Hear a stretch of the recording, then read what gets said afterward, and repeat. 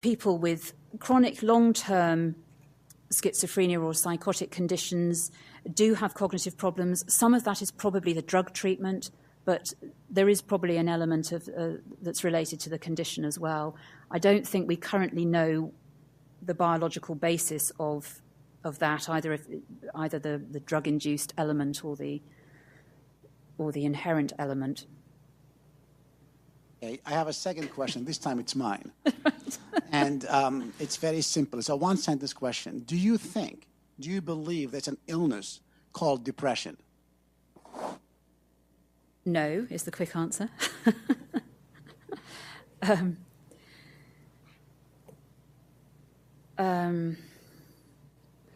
I don't think it's useful to think about what we understand as depression as an illness. When we talk about it as an illness, that conveys all sorts of ideas, that has all sorts of meanings attached, doesn't it? That the problem is something in our bodies, something out of our control, something we're probably stuck with for life, something that we are going to need some sort of physical intervention to overcome. And I think those are all very unhelpful ways of viewing depression. And of course, when we're in an extreme mood state, that's reflected physically, that exists physically as well as mentally. So there will be, chemical events, physical events occurring when we're feeling depressed. That doesn't mean that they cause our depression.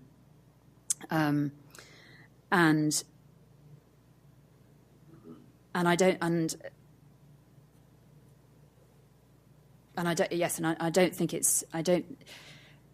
think we've got any evidence that that's the case, and I don't think it's a useful way to think about depression, because I think it's better for people to see it as something that they own, that they can potentially overcome. That's not to undermine its severity.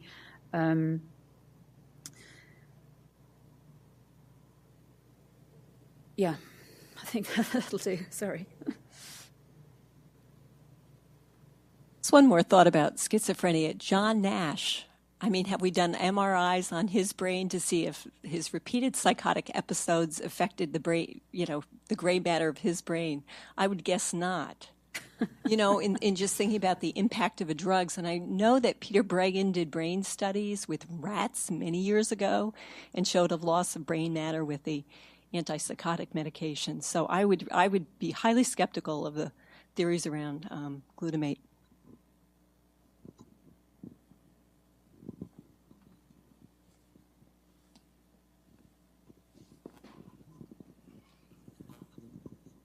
Thanks for your talk.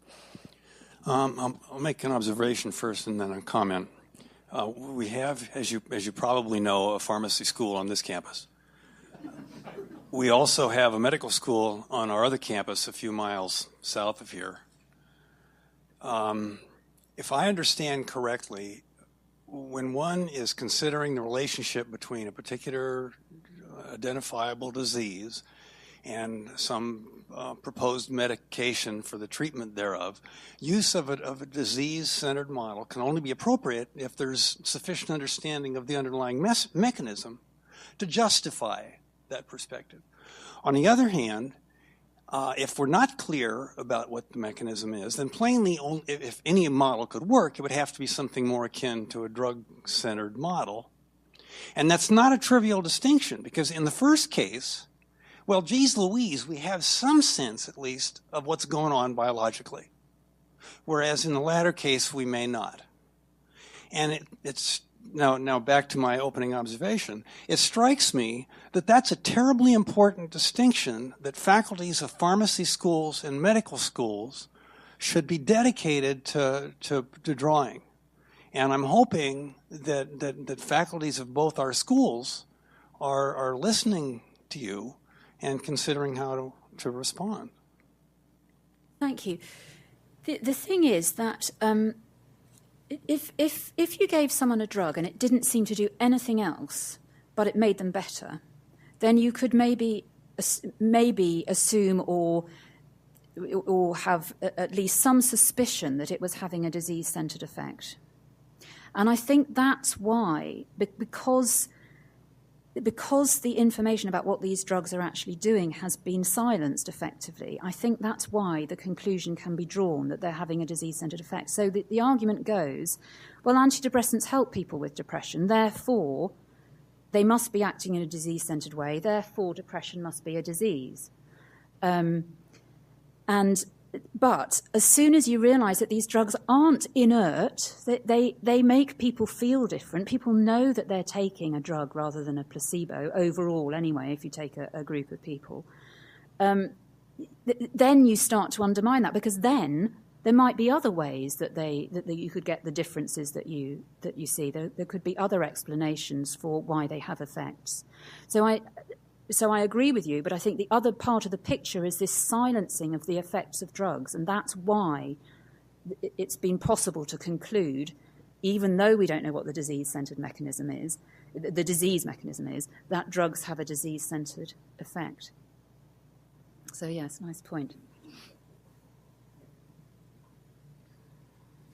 Thank you. I'm afraid this may not come through very clearly because it's still shaping up in my head.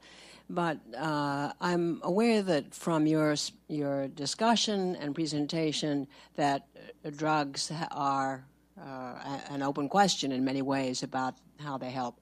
There are things like a book called The Shallows, how technology is affecting our brain structure, and we're more sensitive to neuroplasticity.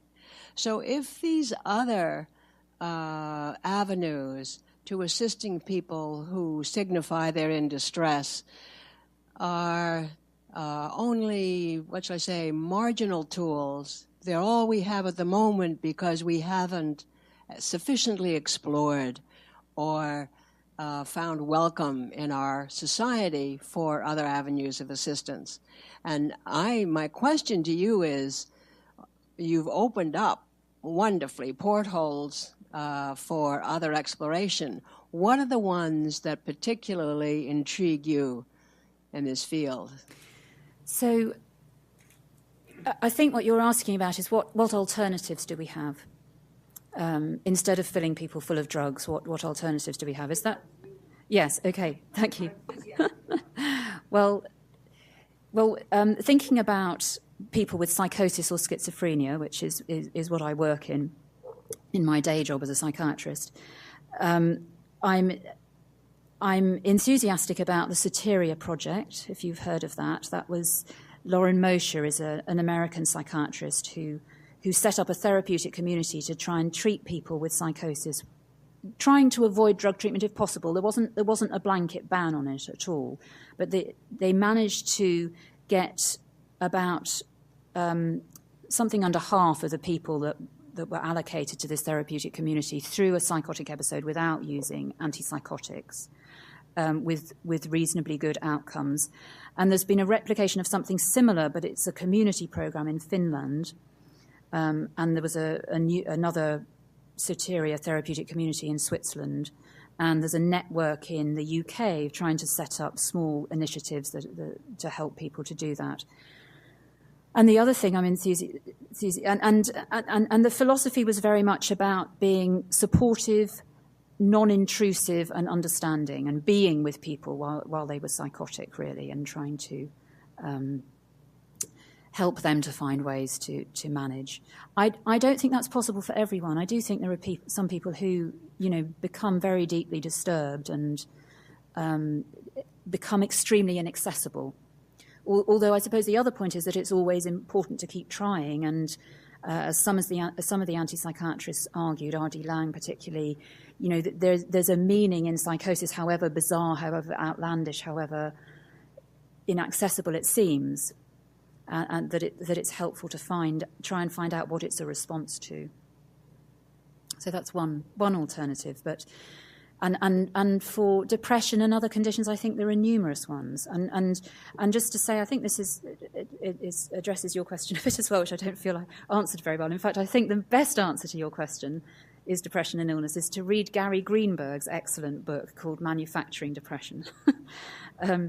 But just also, I'll just take your question as an opportunity to say what sort of approach, I think, is sensible with something like depression. I think what's important is not to treat a label, and that's what I think is wrong with the idea of depression. You're then treating the label rather than the individual. And I think what's important is to find out what is this particular individual's problems, with this particular person who's in front of me, what are their problems? And as soon as you just use the label, you're not really looking at those, you're just looking at the label and the criteria.